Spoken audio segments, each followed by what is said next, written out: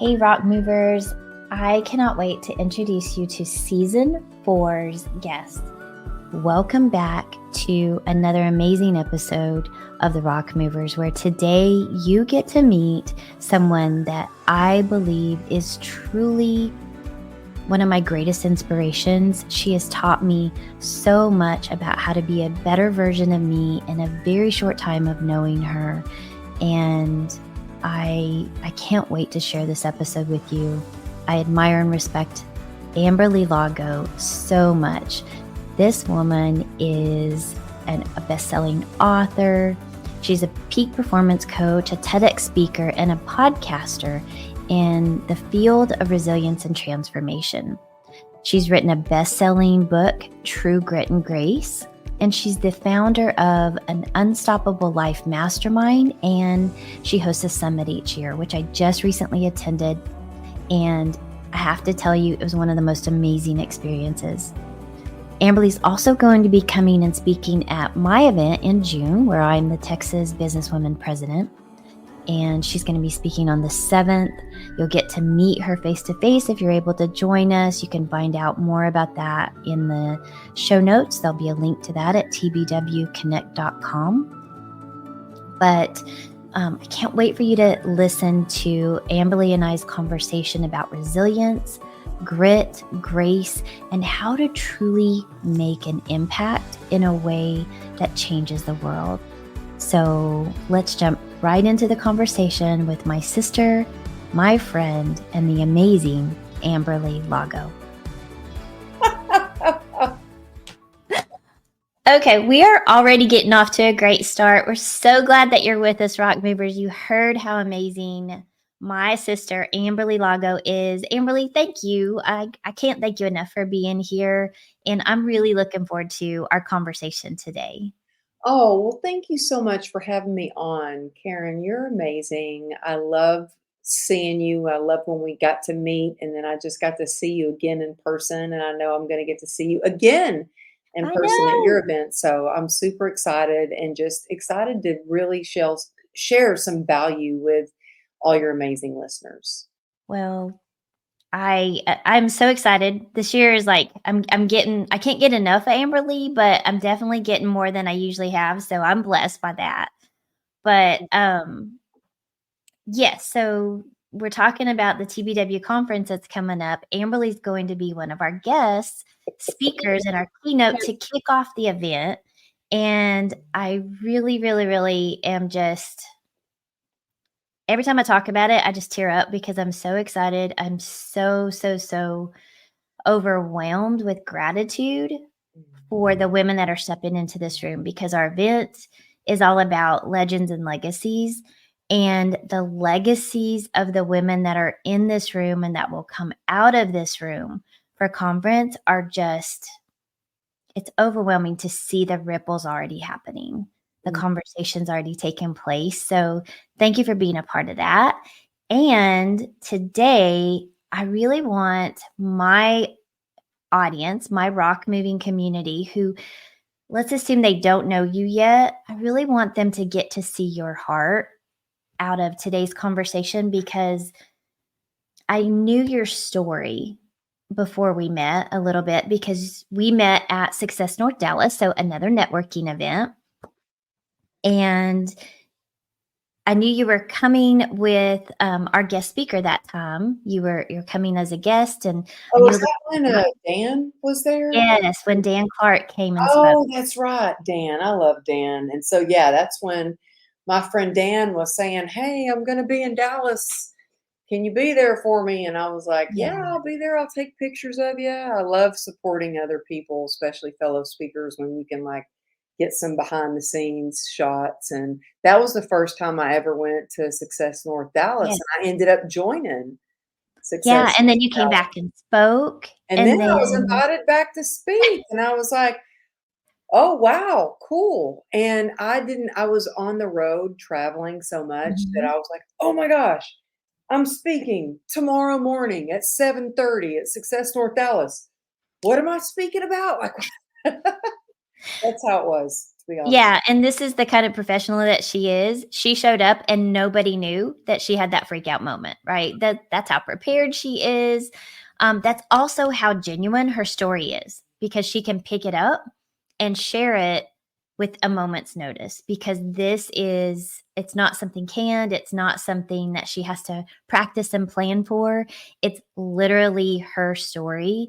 And I would love for you to share that, just a brief story, part of your story, if you will, with our listeners today, because I feel like that seeing you, it's like, oh, wow, she's got this obviously great story. She has this beautiful book, but hearing you speak about it and really getting to see who you are at the heart, it just, like, I had this immense respect for you already because of what you proved you were able to do, but to hear you speak about it was like, I am so blown away by this woman. And I literally have zero excuses to not accomplish anything that I set out myself to do. Well, thank you. My life was completely different. I can't believe that it's already like almost, well, 14 years ago that my life completely changed. I had a very successful career in the fitness industry. And so I was a personal trainer, but I also had a company that I taught other trainers how to run their business as a trainer, Wow. on the back end, on the front end, to get more clients and helped other people who wanted to be trainers get certified to become trainers. And so I loved it. It was my passion. I was doing fitness videos. I was sponsored by Nike. I was doing infomercials. It was crazy, Karen. So you would go into any Walgreens or Rite Aid and look, and the vitamins, I was on the label of vitamin bottles. That's It kind was of a big deal. it was wild. It was wild, but that was my passion. I loved it, and I thought, well, that's where I'm going, and it was starting to take off, and everything changed really in the blink of an eye when I was coming home from work and got hit by an SUV. I was coming home on my Harley, just cruising down Ventura Boulevard and got T-boned by an SUV and slid across the asphalt when I finally came to I was thrown 30 feet, was sliding across the asphalt. And when I finally came to a stop, I remember looking down at my leg, which was completely crumbled. Blood was everywhere, and thinking, wow, this can't be good. Like, I might have to train clients on crutches for a while, not knowing that, no, I'm literally dying right here on the road. My femoral artery was severed. Luckily, I had a guardian angel. I swear, this guy came over, a bystander came over right away, took his belt off, made a tourniquet around my leg, and he saved my life because you can bleed out pretty quickly when your femoral artery is severed. And was rushed to the hospital. And the last thing I remember was this nurse leaning over me. Her name's Shaniqua. And she said, I'm going to give you something to make you feel all better. And that was the first like comforting moment that I had before I was put in induced coma. And when I woke up out of a coma over a week later, I learned that the first thing they said was, I'm so sorry, your leg is like a war wound. There's nothing we can do for you. We're going to have to amputate. You have a 1% chance of saving your leg. And all I heard in that moment was 1% chance. Like, there was still a chance. And I was like, well, then I want to find a doctor who's willing to save my leg. And so my husband signed papers to like cease the orders of the surgeon that was there at the hospital. And we found, let me tell you, it talk about grit and grace. It took a lot of grit, and by the grace of God, we got transferred to another hospital. I got transferred to Cedars, and it took 34 surgeries, months in the hospital, and thousands of hours of excruciating physical therapy, and they were able to save my leg. And so, a lot of people might be going, well, I can't relate to that. I've never been hit by an SUV. Mhm. And I pray to God that no one ever has to go through that no one ever has to find themselves waking up from a coma. I really don't recommend it. But I think we've all been hit by something, especially in the last few years, whether it's our health, our business, our relationships, our finances. And what I've discovered and what this has taught me, that there are absolutely ways to be resilient. There are ways to get through challenges. There are ways to build upon the joy, even though we're experiencing pain. There are ways that we can climb up out of depression. We can turn shame into grace. We can turn acceptance into like just moving forward and resilience. And so that's what I've learned. And that's what I continue to learn because I still have pain. I mean, before we started recording, you're like, what is your biggest kind of rock that you have to move? And a lot of people think that maybe that rock was my motorcycle accident. It wasn't. That was easy compared to the pain that I live with every single day as a result of the diagnosis of a nerve disease called complex regional pain syndrome that I was diagnosed with. And so that is the hardest thing that I struggle through. And I think that God doesn't waste pain. And I continue to learn these lessons through pain. But even like yesterday, I was at the studio all day and I love it. It's my passion. And I recorded, 3 episodes for the Amberley Lago show back to back. And I had people fly in from Maine and Houston and California to come be on the show. But afterwards, I couldn't get off the sofa. To be completely transparent with you, I was down. I was like, it's hard. It takes a lot of energy to exert when you're constantly in pain and trying to juggle being an entrepreneur. And so I found that yes, there it takes a lot of grit, but we also have to learn to give ourselves a lot of grace along the way. I think that has been one of the things that I've learned probably the most from you in watching all of this. I mean, there's so many things I could list that I love about you, that I adore and that I respect. But your resilience through all of this and hearing your story that you shared with me about where you were, I think you shared it at the conference, your Unstoppable conference, which, by the way, was fantastic. Thank you for being here. That was magical. Oh my gosh, it was so magical. I fell in love with every woman in that room. You have attracted a tribe of women that love you as big as you love them. And that's so beautiful to see. But then they extend it out to the people that you love, right? It just keeps going. So, but you shared about the pain that you had and not being able to walk before you went on Ed Mylett's show, Mhm. but you did it. And then all of these other things that have happened that have been these Oh, huge. I was like, if I have to crawl, I don't care. I am gonna make it to that show. Like, if I give my word to someone, I'm there. I'm gonna show up. Like, I think that that is very, very important to me. Like, I think, I don't know, maybe it was the way I was raised. Maybe it was growing up in Texas and having my grandfather as a role model. But it was like, you're as good as your word. And when you tell somebody you're going to do something, you do it no matter what. And so when I give somebody my word that I'm going to do something, then I follow through because I'm huge on integrity is everything.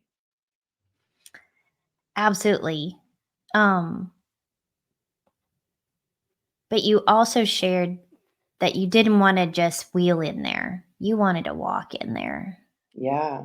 And look, nothing wrong with being in a wheelchair. My little brother's been in a wheelchair his whole life. So nothing wrong with being in a wheelchair. I know it helps people get around, but that was just not the vision that I had for myself. And I was like, I want to be able to walk. And it's very it's emotional when Mhm. um it's an emotional roller coaster when one minute you're able to work out and you're at the gym and the next minute you can't even walk again. And I had to use every single tool in my toolkit to get my mindset right, to stay positive and keep moving forward. And I think our mindset has so much to do with it. Because I remember going, wow, I'd just come back from a medical treatment in Costa Rica that went terribly wrong and couldn't walk, and got home, and I had like 5 days before I was flying out to go to Florida to go be on Ed's show, and I was like, "I can't believe this. I've been wanting to be on his show for so long, and now how am I gonna," it's hard getting through an airport when you're in a wheelchair and you have luggage, and how I shifted my mindset was even, I guess I must have looked pretty bad because I come barely walking into the airport, and the lady behind the kiosk at the airport was like, "Stay here. Wait, I'm gonna get you a wheelchair right now." And I was like, I didn't even ask for one. She was just like, "You need a wheelchair. Like you are not good." And then I was like in tears because I felt so defeated. I felt so Mm. like, here I traveled all the way out of the country to get treatment, that I was hoping that this was the time that I'm gonna feel better, that there's gonna be some sort of pain relief, that I'm gonna be able to feel superhuman, like that was my goal. I wanna feel superhuman leaving here, and I can't even walk. And, in the wheelchair rolling, I was crying, and I thought to myself, "Wait a minute, Amberly, you are so lucky. You're in a foreign country, you don't even speak the language, and this nice man is actually rolling you in your wheelchair to the gate because you can't walk. And even though you don't speak the same language, you're able to communicate in a way where you can show your gratitude towards him for doing this for you." And everything started to shift, and I was like, "Yeah, I am so grateful that even though I'm in a foreign country, this nice lady behind the kiosk can tell that I needed help, and this young man pushing me in the wheelchair all the way through, the ticket line, like, going through customs, everything. He was, like, helping me, and I was like, "I am so grateful." And then my tears turned into like tears of gratitude, like, wow, I am so lucky to have people that are help. Like humans are amazing. Like the human spirit is powerful beyond measure, but it starts, I think, so much with our mindset, calling on our higher power, which to me, that's God, and then being open to accepting help from others. And believe me, at this time, I needed help more than ever. And so I still, Karen, I haven't told anybody this. Like the only person that knows this, I think I told my husband maybe, but my event planner knew. At the event, I don't know if you could tell, but I was in so much pain that I actually, in between, because I emceed our whole event, in between, the pain was so bad sometimes it makes me physically sick. Like I have to throw up. The pain is so bad. Mm. I went to the bathroom and was throwing up, and then like, "Okay, I gotta get it together. I gotta be back out there on stage." Girl, no. Number 1, I could not tell, but I did notice she was really I notice energy, right? And I notice people who were caring for you were worried about you. So I kept checking in on her to see how you were. And I kept telling her, "Melissa," her name's Melissa, I love her. She's like, "Mel," I was like, "Melissa, this is that I'm used to this. I've been diagnosed with this disease a long time." I was like, "The show must go on." I said, "Do not be going around telling people I'm sick." I said, She "I didn't know what say a this." word. I was like, "I know what this is. I'm gonna get through this. Like, the show must go on." Like, Yeah. No, she didn't say a word, but if you're a caregiver or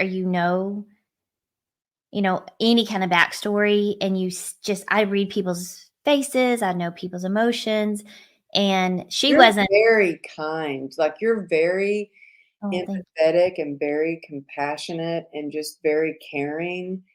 I think that's one of the reasons that you and I connected so deeply is because of the person that you are. thank you. I I see how you care, and I recognize that. I think our vibe attracts our tribe, as they say, but yeah, I see that in you too, and just how you love so big and how you loved at that event. And yeah, I mean, I knew your story and you had shared some things very vulnerably from the stage, but just watching her, I was like, okay, Oh, I yeah, she see was like she her. was the gatekeeper, and let me She was tell a mama hen. She did such a good job. She you, she was was I've never had anybody, like, help me like that ever. I've done so many events, I've never had anyone who was like, "Okay." I didn't realize that was the first time y'all had worked together because she was very much the gatekeeper, the protector, the Oh, timekeeper. yeah, she was like, "No, no, you're not going to lunch, you're going up to the hotel room, and you're gonna lay down for a minute," and that's what saved me, because I was able to lay down for a little bit upstairs. She brought me a plate of food, and then I was good to go. I Mhm. knew, we gotta listen to our body, and my body was screaming at me, "You gotta slow down, you gotta get off your feet," but I was like, there's no time to slow down. This is unstoppable, and I gotta keep going for now." But then when I did have a chance, I did lay down, and that's what really saved me. Yeah. Well, it was an amazing event. I know no one in the room knew, but I did pick it up. But anyway, I respect so much how you manage that because I know so many people, and I too struggle with these emotional swells where you get so excited about something and then have the legs cut out from under you and you're just devastated or frustrated or hurt. Because I do love big and feel big, I hurt big. Mm, The mhm. other side of that wave, Yeah, right? yeah. And so I would love for you to share for me and for those that are listening that feel that big.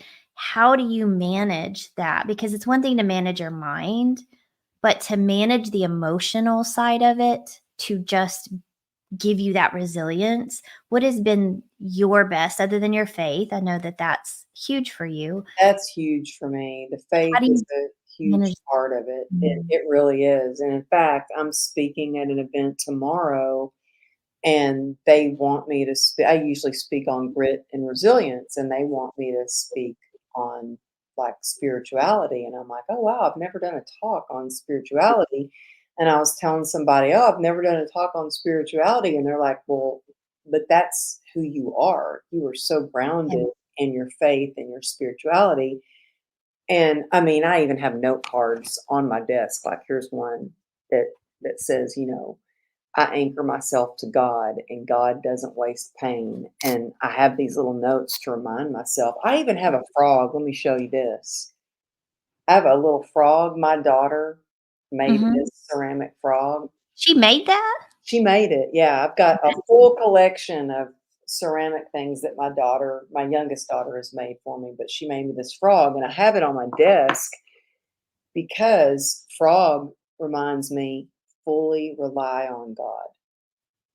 And I think it's really important to get grounded every day and even throughout the day, because things can get crazy. Things can be, overwhelming. I mean, look, I can get, like, I've had panic attacks before. I didn't know what that was until I was on an interview I was interviewing Bedros Keuilian for my show, and he was talking about this time he had a panic attack. And as he's describing what it was, I was like, "Oh, that's what that was? Oh, wow. I've had that too." You know what I mean? I had no idea. And so what I do now is I have a daily practice of every morning. It doesn't matter what time I wake up. So I've been waking up super early because I meet with my developmental editor at 6 o'clock in the morning because I have a new book coming out next year, Mhm. next March. And so the only time I have to meet with her is 6 a.m. And so it doesn't matter if I wake up and have to be on Zoom at 6. then maybe that means I need to get up at 4:30 so I can start my day and have time to myself and write in my journal. It doesn't have to be a fancy journal. Here's the journal I have right here. I've got so many journals, but like, and it doesn't have to be like this is like chicken scratch. And sometimes other people can't even read it. It doesn't matter.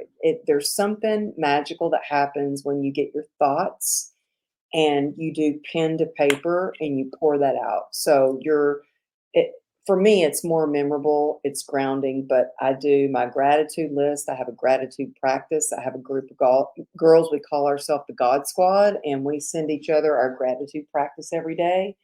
And I say a prayer. I look at what my day is going to be like and set my intention for the day. And look, everybody's morning ritual or what you do in the morning to stay grounded is different for everybody. You know, I can't say this is what you need to do, but like you have to figure out what works for you. I also move my body. Like I'm in my workout clothes right now. I remember I used to get ready for podcast interviews and I always felt like, oh, I got to be in a nice shirt and hair's all done. And now I'm like, no, I need to work out and I got to get my workout in. So even if I have to show up and be on this podcast interview in my workout clothes, I know that I've moved my body, which moves your mood. And I've had so many people go, well, I'm in too much pain, or I've had people say, oh, well, I can't walk, or I'm in a wheelchair. I'm like, look, I was bedridden. I was stuck in a hospital bed and I had a pull-up bar installed over my hospital bed. I had little 5-pound dumbbells in the hospital bed. So whatever you can do that's going to move your body, because that releases endorphins and it makes you feel good. It's like an all natural antidepressant. And I always say too, like energy is everything is and everything is energy. Like what can you do to increase your energy? And that's like the people that you hang around. Like who can you be around? Like get in the room. Go to Karen's event. When you get to these events with like the type of women or people that Karen has attracted to this event, and I know you're almost sold out, so I don't even know if you even have any tickets available. But when you get in the room with people like that who are like-minded and supportive and passionate and loving, it's like, oh my goodness, the energy, the motivation, the inspiration that you get from that, not just the tools that you'll gain from being there to learn, but just being in that frequency, in that energy, it's just uplifting. It changes everything. The magic happens In the room. in the room where the energy is. So whether that energy happens in your intentional time or in your small circles, or when you step into big spaces like your event and this event coming up on June 7th and 8th, I wholeheartedly agree. And, we do these New Year's resolutions. And this year I was like, I'm not doing a resolution. I'm doing New Year's intentions. I And love that. I'm setting how I want to intentionally live my year. And what I did was I said I'm going to intentionally step into uncomfortable spaces. I'm intentionally going to show up and be really, really valuable with the places I go, and intentionally say no to some places that I need to say no to that no longer serve, or I can't serve them well. And I'm going to be around women who feed my soul, trigger me to be better, who won't let me stay small. Yeah. I'm going to intentionally lead. And so those were my intentions for this year. And it just, when you set those kinds of intentions and you're intentional about it, it's like the universe, God goes, okay, thank you. I've been waiting to connect you with this woman and this woman and this woman. And that's really what's happened this year, is I just see these women coming into my life and just pouring into me and with just so much love, and I'm so grateful. You are one of those women, and you pour into me with your podcast, you pour into me with the little text messages you send me, and just the love and grace that you show others. It has just been so amazing and so affirming that I can do hard things because I look at you doing them all the time, every day. And you're just such a great reminder of that. And to do it with such grace and grit and resilience. So thank you for Well, that. thank you. And you know what? I'm sure my husband, if he heard that, he would disagree. He'd be like, with Grace, she's the clumsiest person. She falls down. We're not talking about that kind of grace, but you are graceful. I saw you dancing on He that would stage. just be like, oh my gosh, you should see her at home. She's a klutz. Well, I don't know about all that, but you are filled with grace, madam. Well, thank But you. thank you for saying that about being in the rooms because that is just so true. So if you could share one thing to leave with our listeners to help them have the courage to step out with grace, to have the courage to step into the rooms. And a lot of the people that follow me are women who we've been having that conversation about worthiness. So they don't see themselves as worthy. They don't see themselves as good enough, smart enough, pretty enough, capable enough to step into spaces. And I get that. It was very intimidating, even just to reach out to you, because I'm like, oh my gosh, she's Amberly Lago. Like, why would Oh she my ever God. give me the time of day, right? Like, we have those thoughts. We know that none of that's true. We're all just in Humans. our heads. And yes, we are all humans, but in our heads, we are sometimes our own worst critic. Um, but we have those thoughts. They're real, they're genuine Mhm. in the moment, right? We've made them true. They're not truth, but we've made them to be true for us. I say make your why bigger than your fear. And So it's not all about you, it's about the mission, it's about the people that you serve. And every single time, and you bringing up like how you said, you were, to reach out to me. Oh my gosh, it's Amberly Lago. First of all, I kind of chuckled at that. I'm like, girl, it's just me. It's me. Look at me. It's me. But I remember when I had just shared the stage and met Trent Shelton for the first time. I don't know if you know who Trent Shelton is, but yes, yeah. he's amazing. He's an amazing human. Love Trent Shelton. We were just at a mastermind event in Nashville together. Oh, really? Yes, for the Unleash You Now mastermind with Michael Faber. Okay. Yeah, yeah. So Trent was one of the speakers, and I was on a panel. Okay. I love Trent. He's a good man. And after this one And event, another Texan. He is also in Texas yeah, with us. yeah. Actually, he is said yes to speaking at the next Unstoppable Success Summit.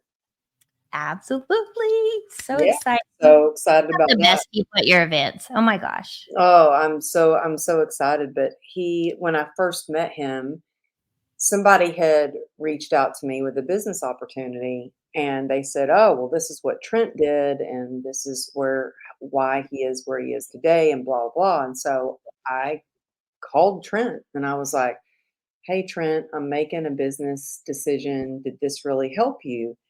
And my husband was like, "Oh my God, you called Trent? Do you know who he is? He's a former NFL player. Like, do you know who he is?" And I was like, "Well, yeah, but I need help. Like, I need to know the answer."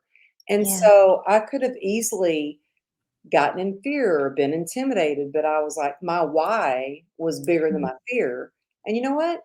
He called me back and he saved me $25,000 on this business thing that I would have done. And I always remind him of how grateful I am that he saved me $25,000. And the first time I ever spoke on a big stage, I was not scared to ask to go speak on that stage. I was like, how can I go be there and be of service to your event? I will Mm. sweep the floor, I'll count tickets. And oh, by the way, I'm a speaker. I can speak if you need somebody to cover. Like, I was not afraid. When I wrote my book, and I'm sharing this because anybody who has a book idea or they're like, I've got a book inside me, this is your time to write the book. Because look, when I wrote my book, I did not even own a computer. I hand wrote 90% of my book in a notepad and then bought a computer and had to learn how, I'm still learning how to use a computer, by the way, but had to learn how to type it all up. I didn't know how to do any of that. I spent my whole life on the dance floor being a professional dancer and then on the gym floor being, a fitness trainer and in the fitness industry. So I wrote this book, typed it up, got a publisher. I was on the Today Show the day my book launched, interviewing with Megyn Kelly, and my book became a bestseller in between. I was in between my two favorite authors, Brene Brown and Dr. Wayne Dyer. And I only share that because if a girl like me with no college education, didn't even own a computer, everybody told me, you need to just stick to the fitness. You don't have there's no way you can write a book. You don't know the first thing about writing a book. I did it. Who's to say that you can't? So I feel like I am proof to others that, you know what, when it looks impossible, when it looks like, oh, or you've got your own self or other people telling you can't, Mm. you can. Just think of your why, and that'll get you through any kind of how. I love that. See, yeah, obviously, everybody that's listening to this is going, obviously, this is why she's on the show. I needed to hear that right now. I Mm. needed that reminder and that encouragement. So, thank you for always just keeping it so real and for being just so genuine and so you. I love you. I adore you. I have learned so much about myself and how to be a better version of me because of you. Also, how to hold a better event. I took notes your entire event. I was like, oh, Oh, thank that's a you. good idea. Oh, that's a good idea. So I was like taking notes from the speakers and then watching your event planner and watching you and your team. And I was like, I would have never thought to do that. I would have never thought that is a great idea. You just true professional. You do everything to such a great degree. Um, so if you ever feel like somebody's like what you're doing doesn't matter, or if you ever wonder if it matters, it matters. It Oh, matters a thank lot. There you, are people watching you and learning from everything you do. Karen. Thank you so The much. bags to the introductions. And I will tell you, for those listening, I signed up to be at Amberly's event. I paid to be a regular person. And then I was like, how can I help? How can I serve? What do you need? Because I loved her and selfishly just wanted to be around her more. But also, I put on events. I know how much it takes. And It's no joke. it is no joke. It's like it was bigger than anything I've ever done, bigger than I've been married 3 times and bigger than a wedding I've had.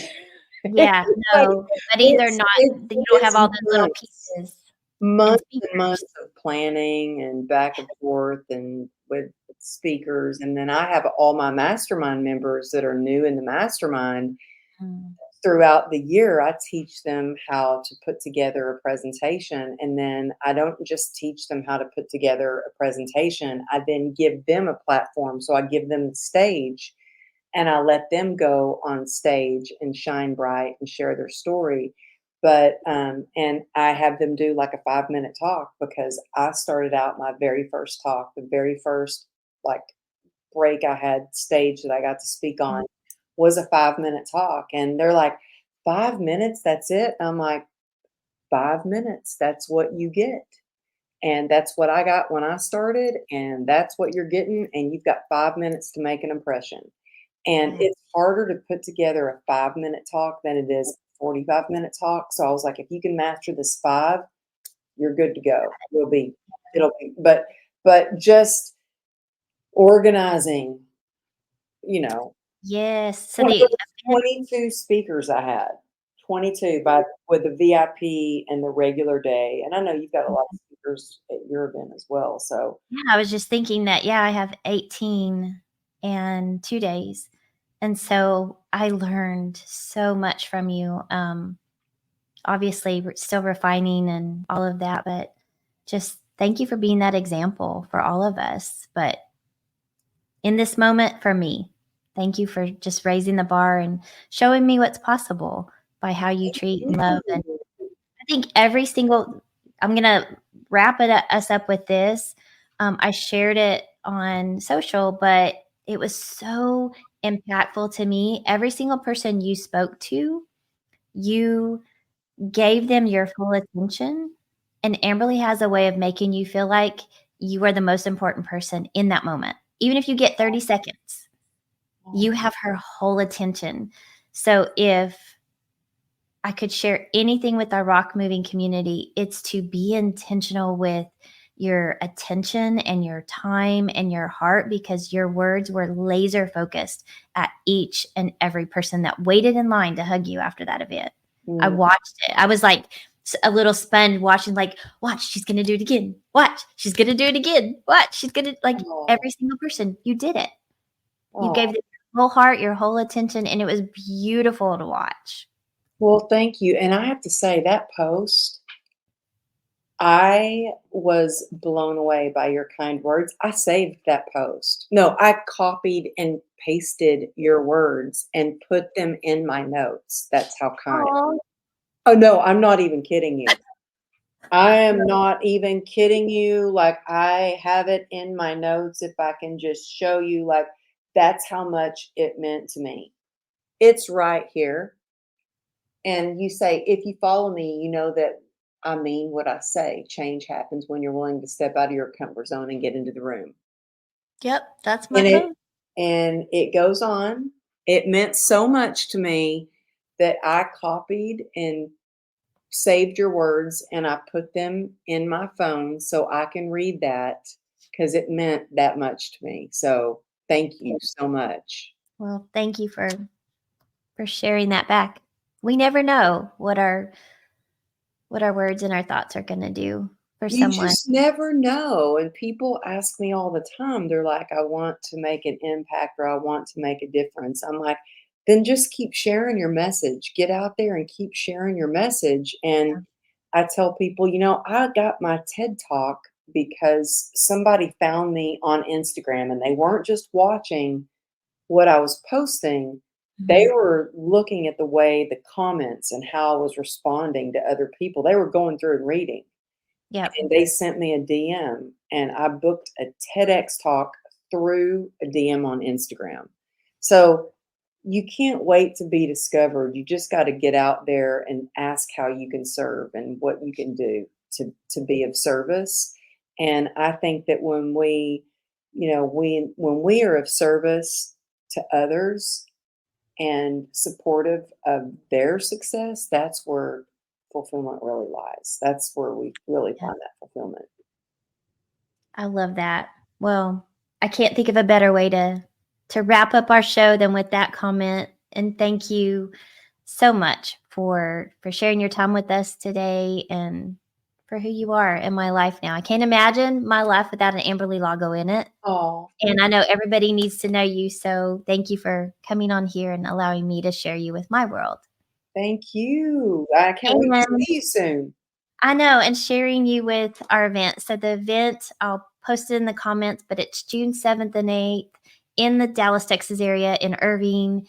And Amberly is going to be our keynote on Friday night, June 7th.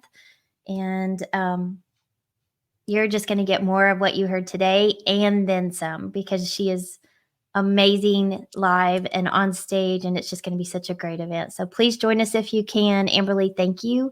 I love you. Mwah, mwah. I love you. I love you. Love you. Keep being unstoppable and just keep sharing your light, because the world needs more Amberly. Oh, thank you, Karen. Thank you so much.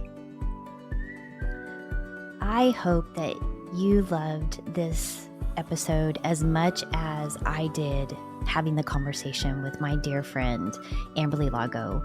I trust that you see how amazing she is as well, and that you're going to want to go and check out her website, her mastermind, her podcast, and learn more about this amazing, unstoppable woman who is just so impactful and blessing to my world.